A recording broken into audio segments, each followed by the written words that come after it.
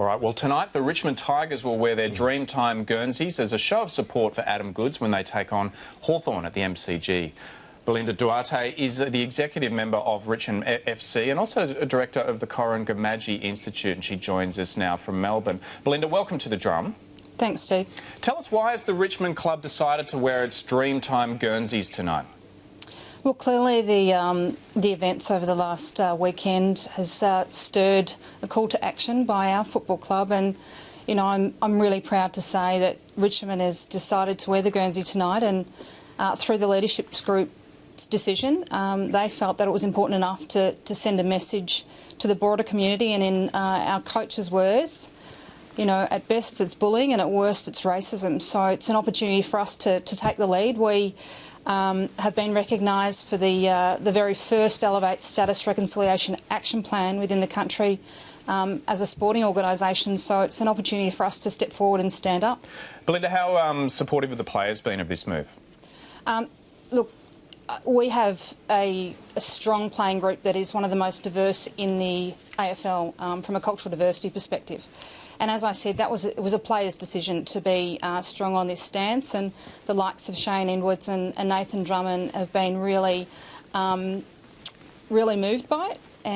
But the reality is this is something that's important to the business, and we wanted to take a position which was really strong, and it sends a message not only to our young Aboriginal and Torres Strait Islander people, but a broader message to Australia about what needs to actually happen, and we won't be silent bystanders in that. Now, Belinda, for years you've worked with young Indigenous people, helping them get through pathways of education and training with the Institute. How do you think these events will affect them, seeing one of their heroes targeted in this fashion?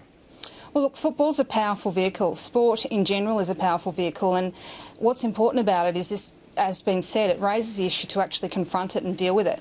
But more interestingly, it looks to the community to respond and follow what the AFL industry is choosing to do on this. Our football club's very strong on its support of Aboriginal and Torres Strait Islander peoples, and as I said, from a reconciliation perspective, this is a really important issue. And racism of any sort is just not on. So let's take this as an opportunity to educate. You know, we're not saying everybody that's booing is racist, but when there's over 1,000 people that are out there booing, there is an issue to be confronted when it's sustained. And for us, when I think about all of our young people that go through the Corinne Institute, their hearts are affected. Every Aboriginal person's heart is affected over this issue in this country. And I guess from a football club's perspective, and you'll see over the weekend that Western Bulldogs have decided to do the same thing as wear their Indigenous Guernsey.